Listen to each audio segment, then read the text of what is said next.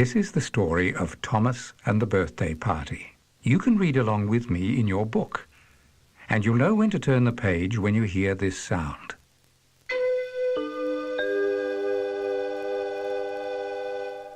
Listen to that sound again.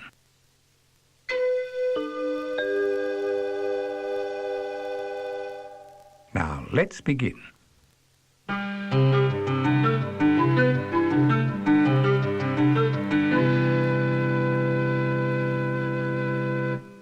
One grey morning, Thomas, Percy and Toby were talking in the engine shed.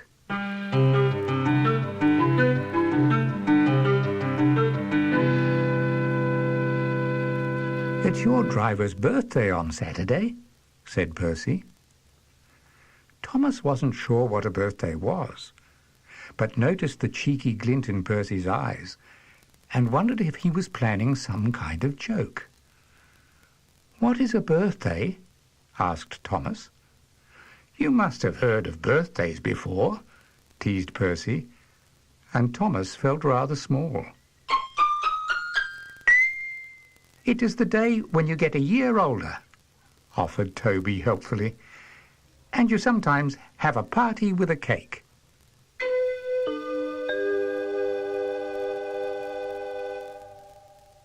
Thomas liked the idea of a party and wondered if his driver would be having one. At that moment the engines heard the crunch of footsteps on the gravel outside the shed. The fireman poked his head around the door. "Good morning, engines," he said. "You look wide awake already." "I've just been told that it's my driver's birthday on Saturday," explained Thomas. "Do you know if he's planning to have a party?"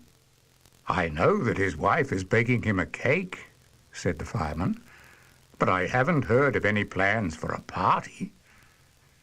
Thomas's eyes lit up. "I wish I could see the cake," he said wistfully. "I've never seen a birthday cake before." "Well, why don't we give the driver a party at the station?" suggested Toby. "Yes," agreed Percy. "Then we could all see the cake." The fireman thought that this was a very good idea and went to ask the station master.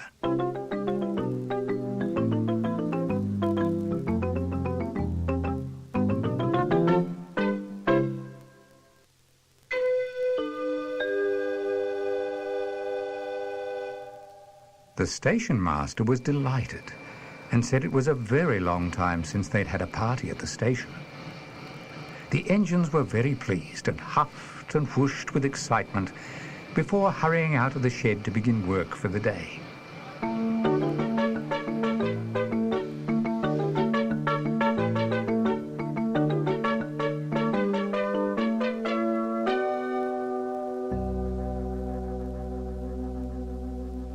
However, Thomas's face soon fell. When he arrived at the station, the fat controller was waiting for him. "Thomas," he said, "I need you to spend some time at the big station. There are lots of trucks that need shunting in the yard, and I know you will do the job perfectly." Thomas tried not to look too upset, because he knew deep down that the fat controller had given him an important job to do. But how was he going to be able to prepare for the party, which was only 2 days away? Thomas left the station feeling gloomy. "Never mind, I've got to do it. Never mind, I've got to do it," he told himself, and made his way to the big station.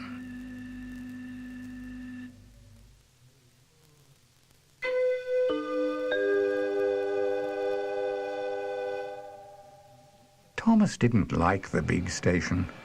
The tracks were crowded with trucks, all filled to the brim with dirty, heavy loads. Planks of wood were being sent to the mainland for a new monkey house at the zoo, and some stone from the quarry was being taken to Rolf's castle at the other side of Sodor Island to stop one of the walls from falling down. Thomas knew that all of these things were important, but his mind was on the party for his driver. Oh, well, he thought to himself, at least he would be able to start the preparations when he returned home that evening. Not today, however. The Fat Controller came to Thomas at the end of the day and explained that he would be needed again the next day. Thomas would have to spend the night at the big station.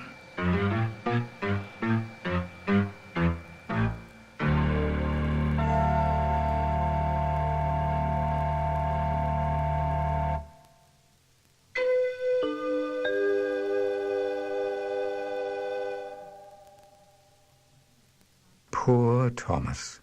He didn't sleep a wink that night. The big engine shed wasn't nearly as cosy as his own shed, where he and Percy would usually talk for hours. In this shed, Gordon and Henry were very boring and went to sleep straight away. So Thomas was all alone in the darkness, trying not to listen to the many strange noises in the shed. But in trying not to listen, he found that he listened all the more, and even began to imagine some noises. The lights hanging from the ceiling were rusty and squeaked in the evening breeze, and Gordon was snoring so loudly that his boiler made a bubbly grunting sound. Thomas tried to whoosh some steam at him. But Gordon only muttered grumpily before snoring all over again. Thomas spent the rest of the night feeling miserable about the driver missing his party, and was pleased when the sky grew light outside and the day could begin.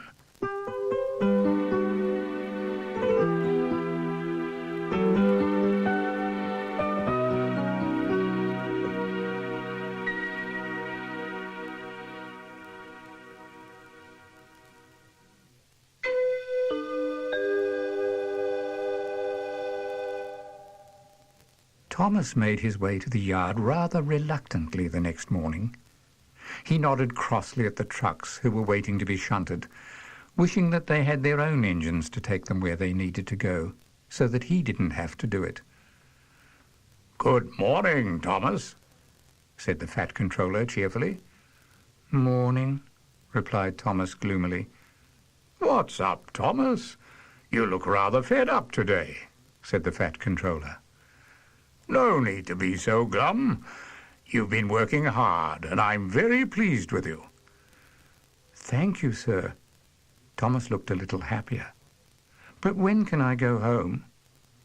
"Don't worry, Thomas. I know all about your secret," reassured the Fat Controller. "We will get you home in time.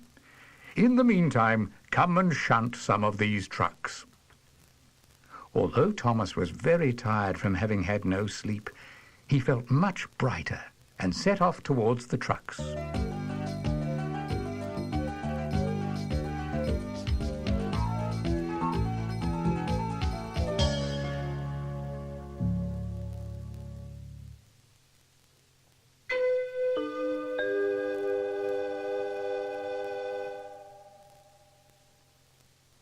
At long last, Saturday arrived, and everybody began preparing for the party.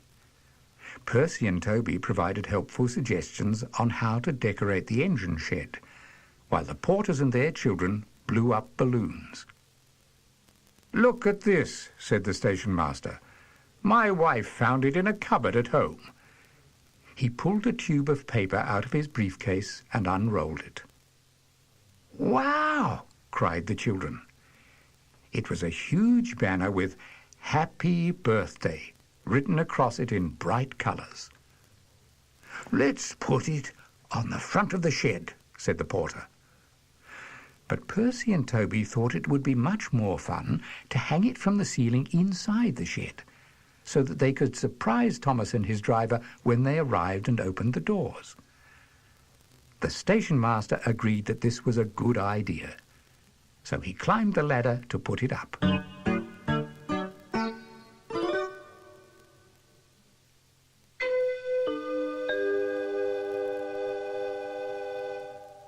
Meanwhile, Thomas was racing home from the big station as fast as he could. "Mustn't be late, mustn't be late," he puffed to himself.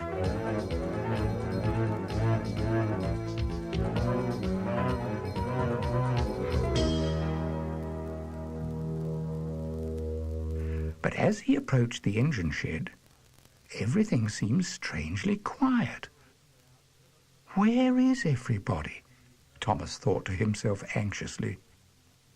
All he could see was the station cat, waiting to pounce on some birds, and the station master, who looked as though he was having a tea break. The shed doors were shut tight, and there was no sound, except the distant bark of a dog in the village. Thomas thought this was very odd. Had he come on the wrong day? He was sure they had told him his driver's birthday was on Saturday.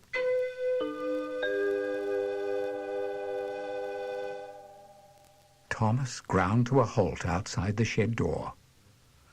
"That was a good run, Thomas," he heard his driver say as he climbed down from the cab.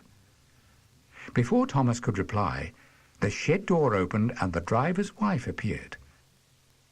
"Gosh, dear, what are you doing here?" asked the driver in surprise. He noticed that she was wearing her smartest dress. She only ever wore that dress for special occasions. Then he noticed that she was carrying a large box in her arms, about the size of a very big shoebox. What was inside? His wife didn't say a word, but smiled secretly and waited for the driver to get down from the cab. Thomas noticed that some little children were hiding behind the shed door and realized that perhaps something was going to happen after all. "Follow me," said the driver's wife as she turned to walk into the shed. So Thomas and his driver followed behind her.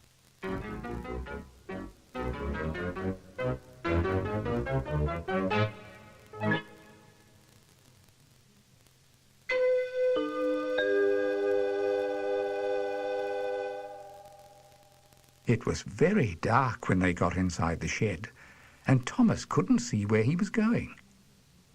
Then suddenly the lights flashed on, and a loud chorus shouted, "Surprise!" The driver couldn't believe his eyes. He gazed in wonder at the big banner and all the balloons. Then he saw the box on the table. Everybody was waiting for it to be opened. "Shall I take the lid off the box?" he asked. "Yes!" shouted the children. So he lifted the lid, and Thomas gave a huge whistle of excitement. It was a cake. But it was no ordinary cake. "It's me! It's me! The cake looks just like me!" he cried happily. Sure enough, a Thomas cake with lots of blue icing stood on the table.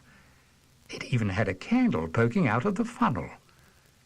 "It looks far too good to cut," said the driver.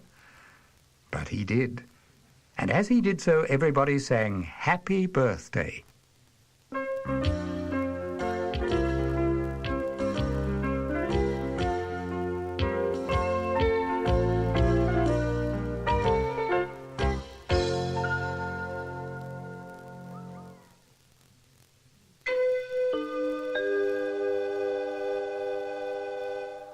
When the cake was cut, everybody climbed into the carriage behind Thomas to begin the party.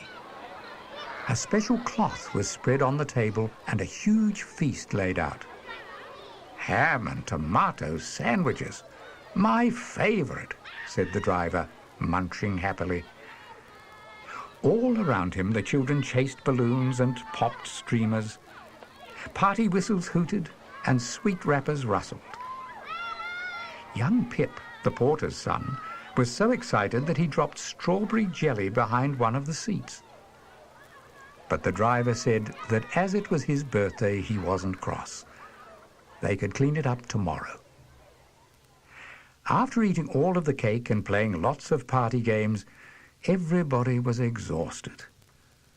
Poor Clarabelle hadn't had so many people on board for a very long time, and her wheels were quite sore. "That was the nicest birthday I've ever had," said the driver. I've eaten so much cake that I won't be able to do up the buttons on my jacket tomorrow.